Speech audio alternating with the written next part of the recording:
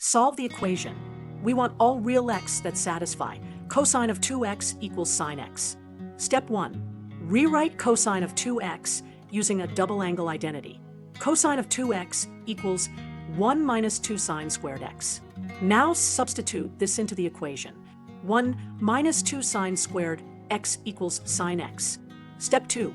Move all terms to one side to make a quadratic in sine x. Negative 2 sine squared x minus sine x plus 1 equals 0. For a positive leading coefficient, multiply both sides by negative 1. 2 sine squared x plus sine x minus 1 equals 0. Step 3. Let u equal sine x. Then the equation becomes 2u squared plus u minus 1 equals 0. Use the quadratic formula. U equals negative b plus or minus the square root of b squared minus 4ac, all over 2a. Here it equals 2, b equals 1, c equals negative 1. Compute the discriminant.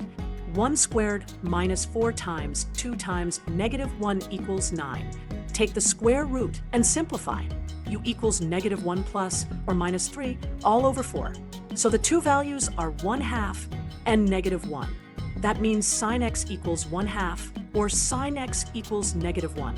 Step 4. Write the general solutions. First case, if sine x equals 1/2, then x equals pi over 6 plus 2 pi n, or x equals 5 pi over 6 plus 2 pi n. Second case, if sine x equals negative 1, then x equals 3 pi over 2 plus 2 pi n for any integer n. Final answer. All solutions are x equals pi over 6 plus 2 pi n, x equals 5 pi over 6 plus 2 pi n, or x equals 3 pi over 2 plus 2 pi n for any. Thank you for watching. Tap like, share, and comment, and then follow and subscribe for more quick problem-solving tips. Let's make maths simple, one video at a time, only on Myverse Maths.